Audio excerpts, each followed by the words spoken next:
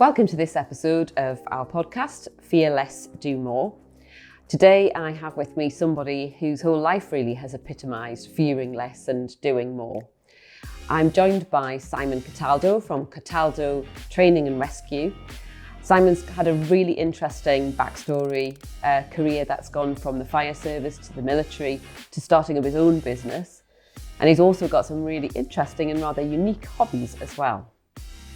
Hi Simon, thanks for joining me today. Pleasure, Gill. Thanks for the invite. I'm really pleased that you made it here, seeing as you've just arrived back in the country from an exciting adventure. You've been bobsleighing. For my sins, yeah. Tell me about that then. Why on earth do you do that? Oh, why on earth not? I started in 2014, so joined the Royal Navy in 2009. I've been in the fire service previous to that, but probably come to that. And I just saw a poster on a wall. It was on the back of the 2014 Winter Olympics in Sochi, where one of our team members had just been to the Olympics, John Jackson. Can I say names? Yeah. Cool. And I thought, do you know what, that looks pretty cool. There wasn't any dream to do it. It's something I didn't really know much about. I went along to the trials, successful at the trials. Another friend of mine had kind of pointed me into that direction as well. And then I went out to Austria, Eagles, Austria, to learn the track, learn how to pilot the bobsleigh. That was my initial plan, to be in the front seat as the driver. Went out to France, Le Plan 2015, and bit of a gnarly crash happened there, which kind of made me think, oh, this is quite a scary thing. There is quite a bit of danger involved, which is what I thrive off, Gill, to be fair. And long story short, I thought, well, I can let this injury be a setback, or I can jump in the other seat of the bobsleigh and make a comeback, which is the road I chose. And then 9 seasons later, maybe missed the odd one due to COVID. Here we are. So got back from Switzerland, and it's just fantastic. As a sport, certainly within the realms of the military, it does tick every box for me personally. There's athleticism in it. There's a bit of danger. I do like the fear. It's just enough fear to make you switched on, I think, for me personally. We do everything together. We train together. We eat together. We travel together. And the adrenaline highs, as you can probably gather now, are still still there when you come back. You do get the inevitable crash. Oh my God, where do I find that buzz through the summer? But yeah, so really enjoyed it. It was fantastic. Great to be a part of it still. So the pilot's in the front. What's the role of the person in the back? The person in the back, we call so male or female, we call them the brakeman or the brake person. We tend to just say the brakeman. Their role is to with the pilot off the starting block, is to push the sled, drive it up to a speed. At the end of the day, it is a sport. It's a pursuit, but it's a sport as well. You are trying to beat the other forces, the other sleds. We're talking hundreds of a second, so lots of factors come in. You'll both push the sled to a point where you've really given it as much momentum as you can. You'll both jump in. We call it the loading phase. And then for about a minute, give or take, you're in pretty much I call it a car crash all the way down to the bottom, hoping that you'll pass the finish line on all four runners. The impact on the body, not just the athleticism of the sprint start, but the impact on the body is quite immense. You pull in a lot of G-force, gravitational force on the curves, up to 3, 4, 5, depending on the track you go to. And although you feel it, you do think, you feel alive personally. I think it's I probably enjoy it more now than initially when I got into it. Why is that? I think it's the fact I'm still there, healthy and able to do it, and seeing the new team members come through, seeing them enjoy it, seeing them make a success and still being a part of it. So yeah. So what's the best sort of run that you've ever done? Is that what it's called, a run? Yeah. A run? Is it? Yeah, we say a run, course, track with the various tracks. I've been so lucky to be two different managers on the team to be picked each season, and the coach that we've had for a number of years. But I would say probably my favourite one is the one we've just been to. In Switzerland. It's the only natural track in the world. It's naturally frozen. That presents problems with the weather, because if the weather's not correct, you can't slide. So we call it sliding. So that can cause problems as well. You may miss a day's training, etc. But with it being a natural track, and where bobsleigh originated. It's the home of bobsleigh. You're reminded that every shop you pass, there's a bobsleigh on a roundabout, etc. Those kind of things will remind you where you are. So yeah, it was cracking. So you know, that opportunity to get involved in that, which is quite an unusual sport for anybody to be involved in. Yeah. That's come from being in the military. Yeah. And when I've spoken to people previously who've been in the military, the thing that's always struck me is the breadth of opportunity that you have. It's not just about defending and protecting our interests of the country. It's a lot broader than that. Mm. So what was the driving force for you getting into the military? What were you wanting to do? Funny enough, I did things the different way around in life, which is quite common for me. I'd been in the fire service first, brigade as it was, and I had a little bit of time out, only a year, and I basically went to a careers event at the air show at Seaburn, and I thought Navy, Air Force, Army, and I picked the one that actually had the best uniform. I thought that looks. I could see myself wearing that. I could see myself travelling. I did like the idea of being at sea. I quite like that. With the Royal Navy, you've got land, sea, and air all within that one force, if you like. Again, went for the application, and quite like a lot of things I've done, it's happened quicker than I've probably anticipated, and I've just went with it. And I thought, well, if I don't enjoy it, if I don't like it, I can come out and do something else.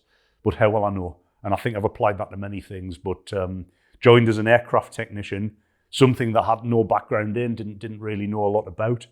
Still don't really. And every time an opportunity comes about in the Navy or in the military generally, as you've just alluded to, I've always been the type to jump at that opportunity, and I think that's very important. Quite often, you may go away and do something, you'll come back, there'll be all the photographs on social media, and people will say, oh, that looks great, I wish I could do that. You were given the option.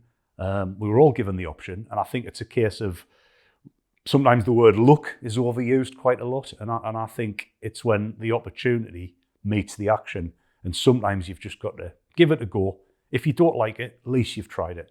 And I would say that for lots of different things as well. But the military life certainly opens you up to all of those things that you've just mentioned, definitely. So do you find it hard to say no? Yes and no. I'm quite stubborn if I want to do something. And I'm quite stubborn if I don't want to do something, equally so. But if there's a twinkle of, that looks like something that I'd enjoy, then yes, I find it hard to say no, definitely. For example, I wasn't actually down to go to Switzerland last week, and the manager said, look, we're struggling to fill the places. And as soon as I read that text, it was right. What airport can I fly to? How do I get there? I'll crawl there if I have to. So from that side of things, yeah, I do find it hard to say no, but it still plays back to me as well, which is great. And I think one of the things, particularly with the Navy, is that obviously it's probably very stereotypical. People say, well, you get to see the world. But do you get to see the world? Again, depending on which trade, which branch that you elect to go into, the short answer is yes. There's been times where, for example, I came in at the back end of the aircraft carriers, Art Royal Illustrious. We had the Harrier jets then. So travel or patrol was quite a big thing then. There was a dormant era where those aircraft carriers were decommissioned, and the travel side of things, the operational side of things just wasn't as big. But certainly now, the Navy's re-entering a phase, the whole military is, where obviously with everything that is going on in the world, the travel side of stuff, the patrols are starting to come back up again. I'm lucky that when people often ask me, oh, Si, where did you go when you were in the Navy? I'm still in the reserves now. I'll start rattling off places and I'll think, hang on, I did those via sport, not necessarily being in the Navy. So a lot of the countries I'll mention to you were either bobsleigh, cycling, or something else like that. But yeah, fantastic. So you obviously, you can tell that you loved your time there, gave you opportunities to try lots of new things, to say yes to lots of things. So why did you decide to come out of the Navy? Good question. I've done so many different things. I've been lucky to be offered different, we call them drafts or secondments, which generally last 18 months to 2 years. I think that's a good thing, because even if you're enjoying yourself, I used to find that when I'm content, I'm actually not content. I prefer being, I wouldn't say on edge, but I prefer thinking, right, okay, I've got this for 18 months to 2 years, but I don't necessarily want to do it for 25, 30 years, because then it might become stale. Yeah. And I think I'd rather not let it become stale. I'd rather, come out and do something else before then. But specifically with the Navy, I'd kind of done most of the things I wanted to do. And it came to a point where you may call it the 7-year itch. I think it was 9.5 years for me. And I thought, right, I'd like to come out and do something different, but stay in the reserves and have the benefits of all the things that, I do value from the military, Royal Navy specifically. And then I finally made my way back to the Northeast, which I think was always something I fancied coming back home, And that's when you decided to set your own business up? No, I actually moved back to the Northeast. I'm from Seaham lad originally, so I moved to South Etton, about 4 mile away, and I joined the Mines Rescue Service. Wow. Which were based in Hortonley Spring. It's a worldwide entity, a countrywide entity. What do you do in them? What is it? Does it do what you say? It says on the tin, you rescue people from mines. Well, in a way, the mines rescue provision is still there. There are still active mines in the UK, which the rescue provision is there by law. We do generally, they do confined space rescue cover, it's called. And it came as the starting the business actually came not so much a dream of having my own business. 2 things really. One, I think it was governing my own time was the big thing. So it wasn't, it's always been a dream to start a business. It certainly wasn't. And actually talking to other people who've set their businesses up themselves in different industries, that's always been another theme. It's not been a dream. It's just been, actually, I wouldn't mind doing that. Next thing you know, the ball's rolling. So I actually was teaching a first aid course, and I thought, you know what, I'd love to do this. I'd love to have my own name on my own T-shirt one day. Not that I wasn't enjoying what I did. And like lots of things in life, I actually thought, right, this is definitely, once I had that buzz that this is something I wanted to do on the Thursday or the Friday, by the Monday, the ball was rolling, and it was the practical side of stuff I'd already put into place. So buying the equipment I needed, the various things that you need to do practically to set the business up. And I think quite often if you just do things, as we've alluded to earlier, and probably will again, I think if you just fear less, do more, if you just do something, it might fail. Chances are it will fail. It has failed quite a few times with me. But fail is not necessarily a bad thing. I think you'll always learn from the experiences. There is an element of luck involved, but I think with luck, I think it's the timing of you doing things. If you presented an opportunity, which I was, I think if you jump at it, it can go one of 2 ways. So yeah. So how do you've mentioned a couple of times about, what's the worst that could happen, and one of my favourite phrases. Yeah. Which I get as well. But sometimes things happen unexpectedly, or you do fail. How do you deal with that? How do you bounce back from that? How do you bounce back from it? Again, I think it's going to be different for everybody. I'd hate to have the advice head on, because I think everyone will maybe perceive it in a different way. I think the situation is the same for all of us. It's how we actually perceive it. And as you said, Gill, how we bounce back, how we deal with it. I think learning, it's happened. I think as well, try not to go down the blame route. It's because of him, it's because of her, it's because I didn't do it at the right time. Quite often when you fail or don't succeed in what you set out to do, I think a lot of the time it does come back to you. Yes, there might be elements and factors which influence, but I do think if you take acceptance and ownership, you've made a decision, it's not quite worked for whatever reason. I think once you are happy with that in your own mind, then you can move forward from there. You might fail, you might not succeed, and you might end up going down a different path, which proves to be better. That old blessing in disguise. Just popping in to say, if you are enjoying the conversation so far and want to make sure you keep up to date with other episodes, then please hit follow or subscribe wherever you're listening. Let's jump back into the conversation now. And your background, how has that helped you or hindered you in setting up your business? It sounds like, you treated it a bit like a military operation, right? I knew all the practical things I needed to do. Bang, bang, bang. There we go, we've done it. Has that been a positive thing, or has it been anything where you've thought, I need to learn a different skill here? No, I think generally, Gill, it's been a positive thing. I mean, another analogy we often use in the military is if we can't get over that mountain, then we'll go around the other one. Where I think in the civilian life, it's, what do we do? So I think if you use that outlook, it's a military thing, it's a fire service thing as well, maybe not to such an extent.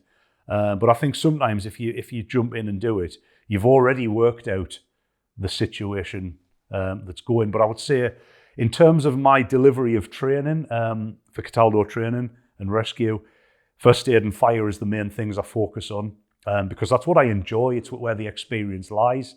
And I think that the way that we deliver the training now is a lot different to the way it used to be years ago. I will certainly tell lots of stories. They're not all hero stories. A lot of the stories are making the wrong decision and learning from it. The textbook and the PowerPoint may tell you to do it one way, but real experience might show you that there's maybe another way, not necessarily a better way, but maybe other ways that you can approach things.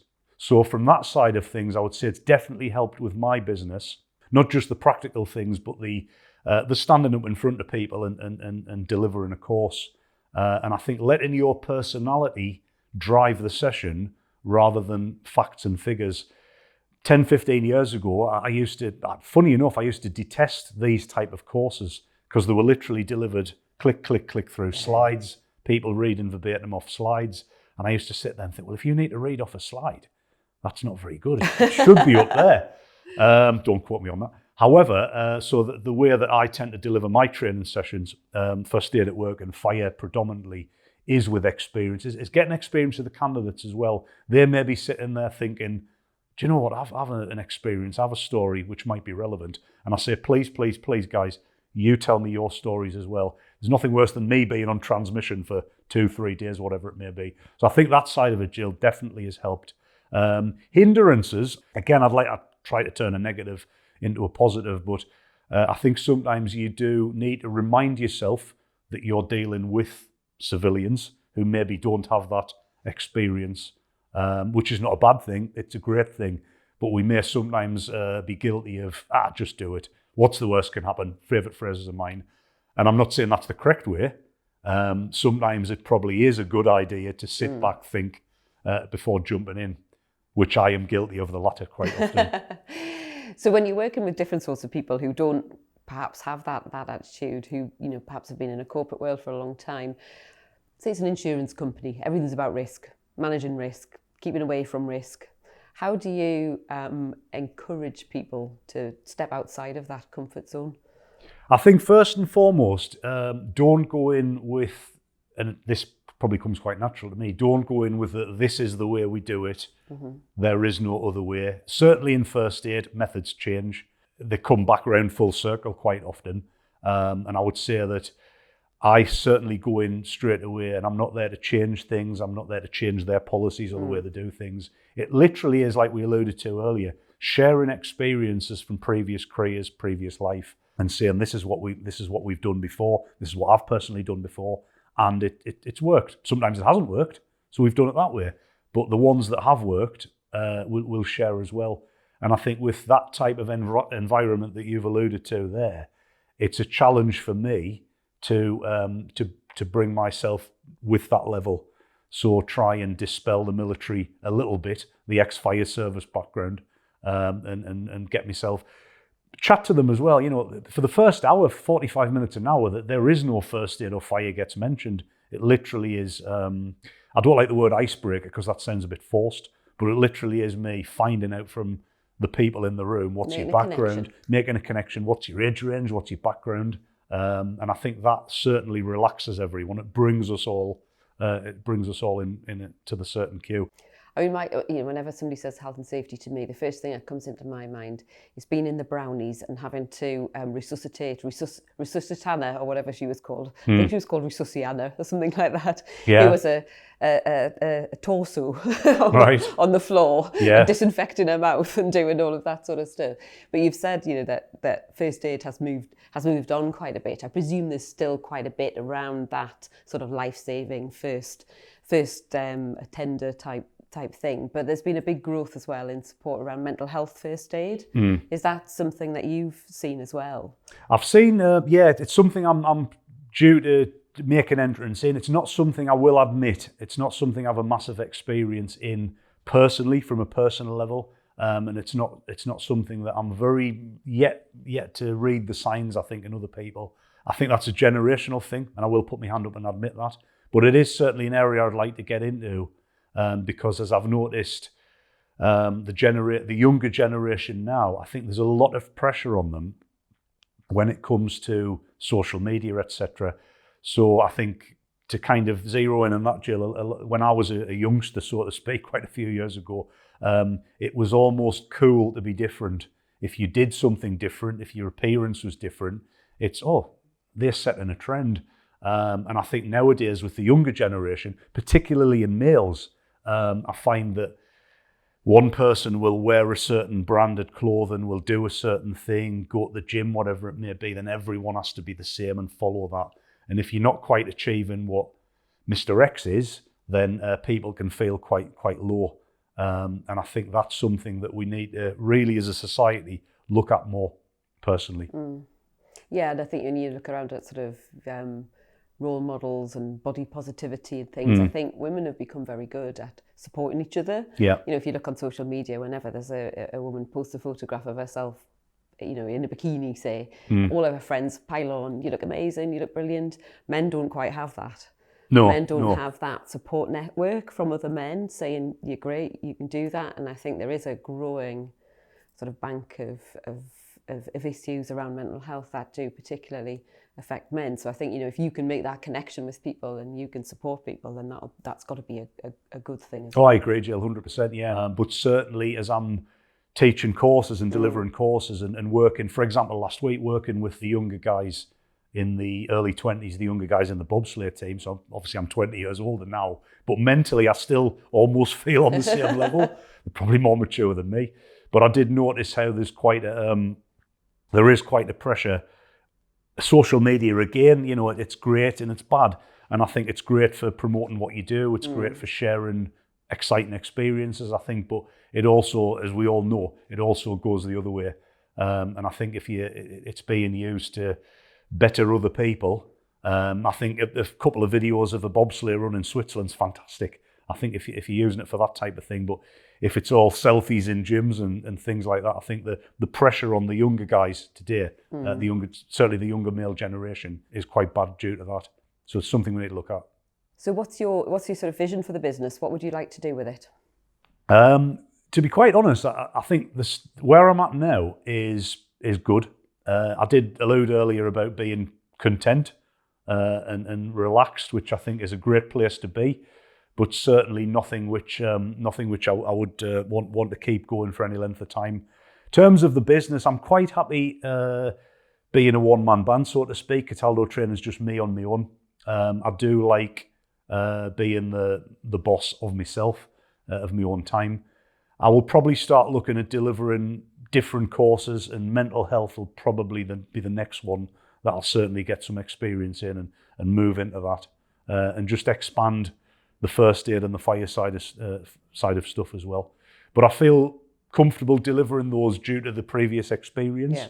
But as you say, I certainly think that middle line for me is not trying to deliver a load of courses which I've no experience in, and not tiring myself out. I think as well when you go self-employed, just slightly going on a tangent, I think when you go self-employed, you quite often have a tendency to say yes to everything.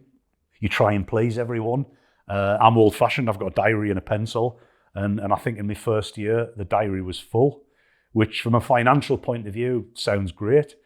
Money's never been a big motivator to me. It's always been enjoyment of what I do. And I know that sounds cliche, but anyone who knows me will probably attest to that. And I found that I was filling the diary with too much. And when it came to the Friday, I was tired. And you weren't getting the same Simon that you got on the Monday. So I'm not only, nowadays I will say, actually, no, sorry, I'm not available on that day. Okay, my secret's out now, unfortunately. But I think that is important as well. Otherwise, you do wear yourself out. You do mentally, physically tire yourself out. And I think it doesn't benefit the client if they're getting a tired version of yourself. So that's one thing that I will certainly be fine-tuning as we go ahead. Do you think you might want to grow the business, or do you think you would like to keep it just with you, with that real niche specialism? Great question. I think the answer to that would be certainly for the next 6 months to a year, certainly for the remainder of 2024, see how we go. I do other things as well on the side. Obviously, the Royal Navy Reserves is something I really enjoy. Again, not for the financial, but for the chance to go bobsledding in Switzerland, for example, and then the other things that brings with it. And also do a little bit with Mines Rescue. I'm still with the Mines Rescue service on their books. I like to help out there where I can. So basically, I've got 3 or 4 different uniforms in the wardrobe, which I like to jump between. And outside of those sort of formal roles, what other stuff do you like to do? What do you do to chill out? Chill out. Do you ever chill out?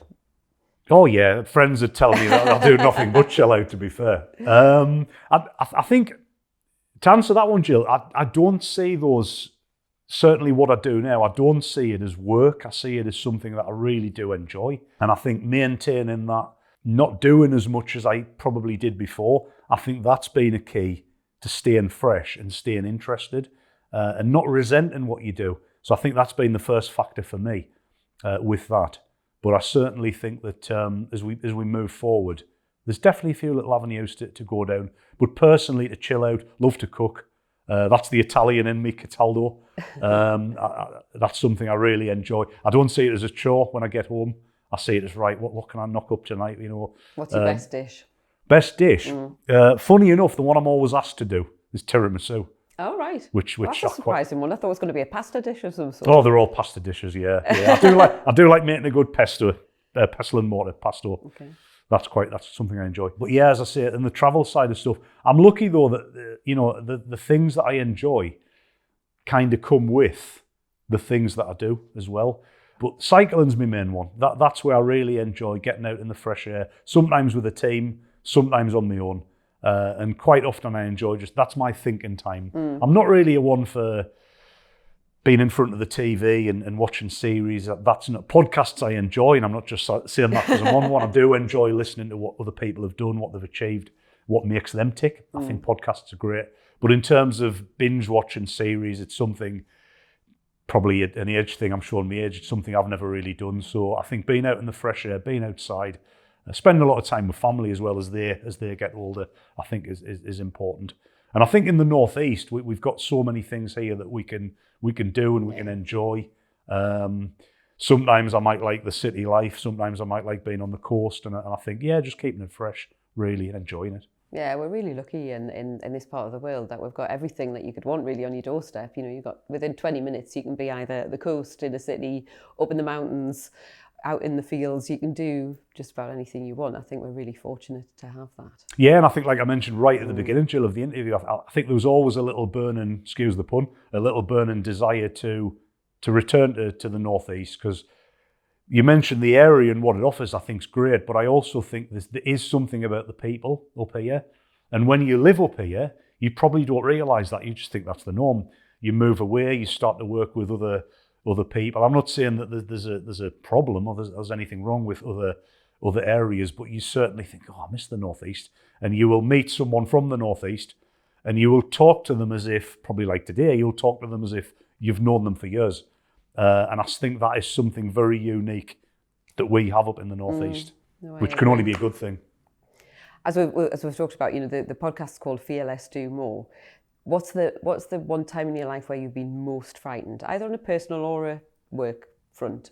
Most frightened? I'm quite lucky, to be fair, to have a reckless streak, which I think can be seen in the sports I've done, the various, and I've applied that, I've transplanted that into obviously setting up a business, etc. But I think, as I talked about earlier at the beginning of the podcast, with the Bobsleigh World 2015, was involved in it was a freak crash really, where the bobsleigh hit the roof of the track in France. The pilot, I was in the back, I was brakeman. The pilot come off very, very badly. Unfortunately, he was quite badly injured. He had to leave the Navy. Still keep in touch with him today. And the two avenues for me were, do I let the fear control me? Do I think, well, it was a freak accident. I've only just come into this. is it worth me? Is the risk reward worth me jumping in again? And I said to the coach, he says, look, I don't want you to go in a bobsleigh for the rest of the trip. And I was like, to be quite honest, I think that's what I need to do, just to mentally exercise the demons, for want of a better word. Probably the best decision I made, because the following seasons, things took off and got even better, to the point where I'm still involved today, which I think is great. But I think the fear, Gill, wasn't so much the fear of the actual accident when it happened. It was the fear of, will that put me off? Or do I turn a negative into a positive? So that was probably the one time of that I would mention it's happened to me. People often say in the fire service when I teach, because any times you were really scared, and I think things happen so quickly, you're already in the mindset. And I do mention this when I deliver courses. If anything, in emergency services, we almost have it easy, because we're already in that mindset. We're already expecting to turn out to emergencies. When it happens, you're not on your own. You've got a team around you. And I mention this when I do first aid. For us, it's almost easier than Georgie in public walking down the street who's faced with something that's just happened straight away. We know in a 12-hour shift, chances are we are going to attend something. So the fear there is very minimal, I think, because one, it happens so quickly. And secondly, you're around a team and you're not actually going into it alone. Yeah. So I think when you start doing things on your own, I think the fear there can probably be a lot more. So if you are on your own, just a bit of advice for people, if you are on your own and something happens, you find somebody's collapsed in the street or something like that, what's the first thing, what's the key thing to do? If you find someone collapsed in the street, run. No, I would say, Simon Cataldo never told you this. The first thing that we say is, whatever's happened, literally 999, get the loudspeaker on. Nowadays, it's really good. They push that more and more.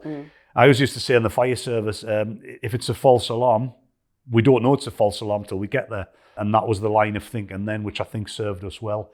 We'd rather turn up to find out that it's nothing and we're not needed than to not turn out and find out that something's happening somewhere and nobody dialed 999. And I think that applies to the ambulance, police, fire as well. Obviously, I can only go on the fire service side of stuff. But yeah, if you were to find somebody collapsed in the street, we always say, check for danger. I'm going into a first aid lesson now. The doctor's ABC. But yeah, the times that we've been guilty of going in head first and really getting us out of it, where there may have been a danger that's been there that's caught us out. So have a little quick look around. What's caused it is anything that you're going to fall foul to if you do steamroller in there, because some of the dangers that we faced are a lot different to what the public would face. There may be small things that you don't actually know is there. It may be something hanging above your head that you don't look up for, etc. And then we always just check ABC. Nothing's really changed in that regard in terms of first aid. If anything, we drive it home even more from our sessions. Is the airway open?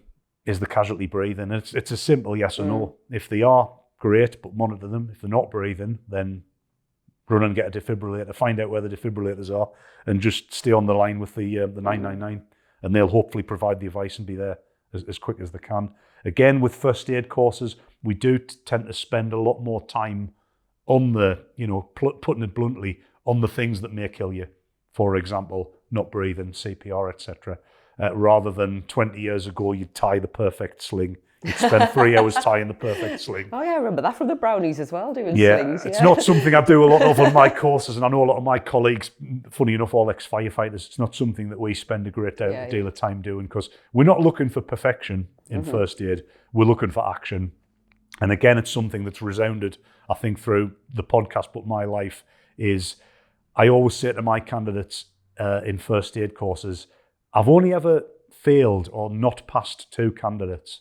What do you think they did? Nothing technical. It was not. I said, they just stood like that. For a 2-day course, they just stood like that.